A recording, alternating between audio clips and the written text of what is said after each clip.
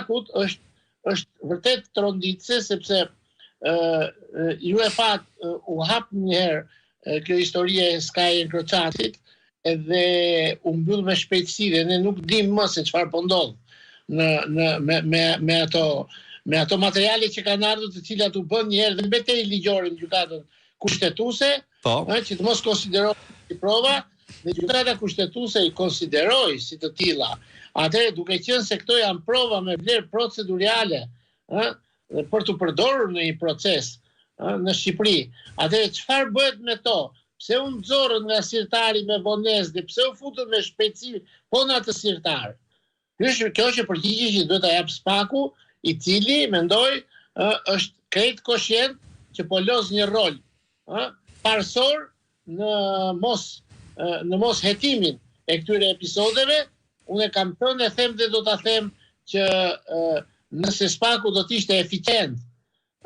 kjo mazhorancë do të kishte ikur me kohë nga pushteti. Dhe këtu vim tek kjo pikë që spaku gjithmonë në pika vlimit të politikës, siç tashmë, inkandeshenca e protestës është në kulmin e saj,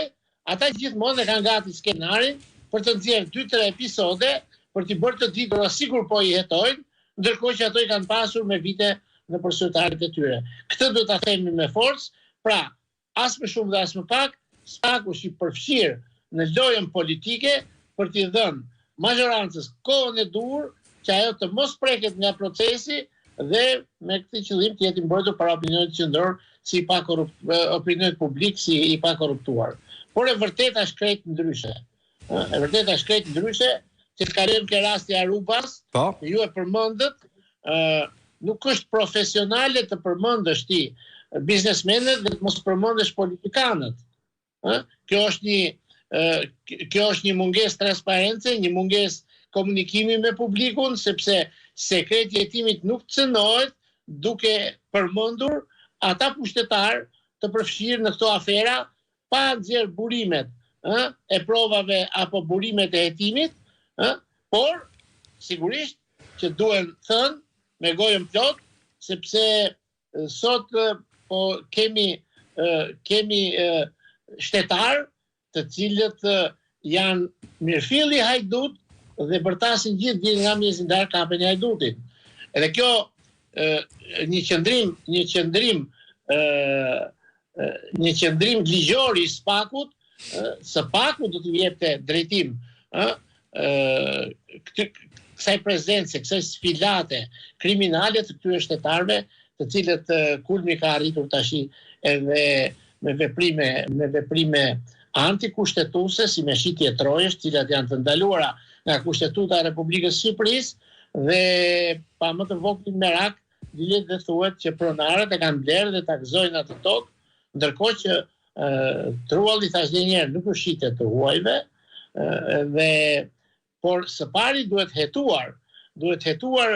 zoti Parruca sepse unë vrej dhe një diçka tjetër. Duhet të sqarohet përfundimisht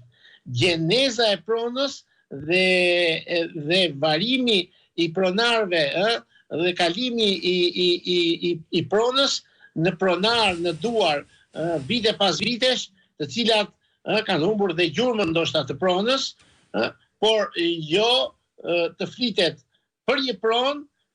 e cila ka kaluar në duart e 3-4 pronarëve dhe përmendet vetëm një pronar, i cili mund të jetë i ligjshëm dhe e ka shitur, apo mund të jetë i paligjshëm që e ka bler,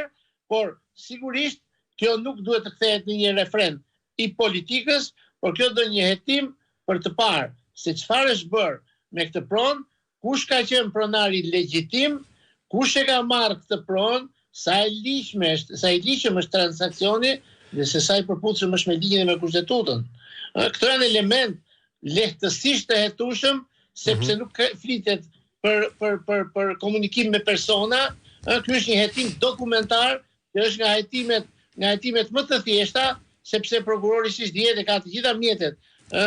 procedurale për të sekuestruar të gjithë dokumentacionin faktik të pronës, në të gjithë varimin e saj në vite nga njëri pronar ke tjetri, dhe sigurisht duke ballafaquar me kushtetutën dhe me ligjet që normojnë marrëdhënien e pronarëve